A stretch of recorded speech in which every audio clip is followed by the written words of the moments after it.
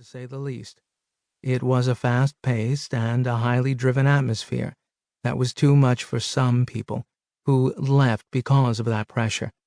Over the course of a few years, I reported to a good number of different managers, and I always felt that I had to continually prove my abilities. I knew I wasn't being myself. One day, I picked up Mark McCormick's book, What They Don't Teach You at Harvard Business School. These were his notes on being a street-smart executive, and that you don't need to be a Harvard, Stanford, or Wharton MBA to be successful. In essence, he said that common sense and being yourself is a much more productive and rewarding way to be happy and be an effective business person. It's written in an honest and comprehensible style in plain English. This down-to-earth approach is the reason why it sold millions of copies, along with the sequel, What They Still Don't Teach You at Harvard Business School. That book, along with re-examining what I had learned from Gary Gotchel, my first sales manager, about planning, preparation, and believing in yourself, changed my thinking of how I wanted to approach my business career going forward. It's interesting how some reflection back to early lessons from Gary and a book by Mark McCormick gave me so much confidence in my own style of getting things done and doing it my way. The lessons I learned became the philosophy that I would then speak about to the people with whom I worked and the teams I managed. As my career developed and the companies I worked for grew, I found myself going to more meetings, listening to more presentations, and getting mired in stuff. One day, I was in a bookstore and I spotted a book by Jack Trout with a title that caught my eye. The Power of Simplicity, a management guide to cutting through the nonsense and doing things right. I knew about Jack since he had written a marketing bestseller with Al Reese called Positioning.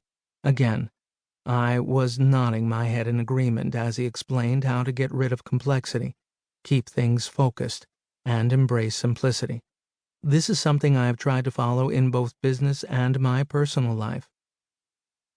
I think Patrick Lencioni's The 5 Dysfunctions of a Team should be required reading for anyone in business.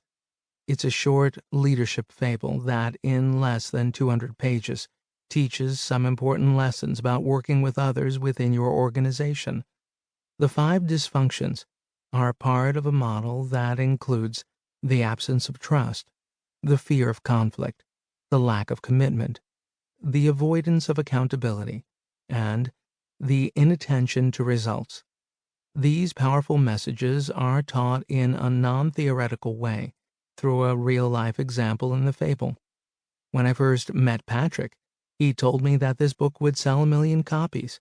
Being the savvy sales manager, I tried to tone down his enthusiasm by saying that most books rarely sell more than 10,000 units.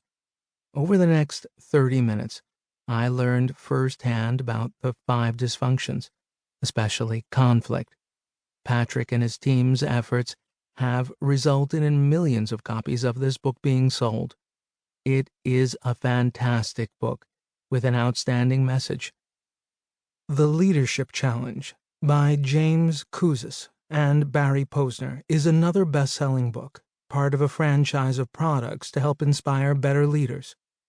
Their Leadership Practices Inventory 360 assessment tool needs to be on your list of required assignments.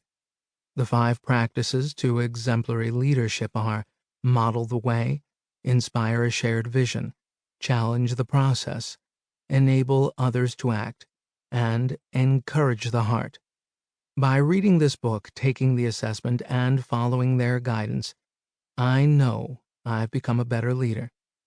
Encouraging the heart is one of great focus for me because I believe rewarding and recognizing others is so critically important. It is something I have tried diligently to practice.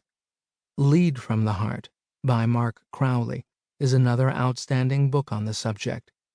The concepts from these books and lessons I learned from great leaders I worked with through the years formed who I am today. And I believe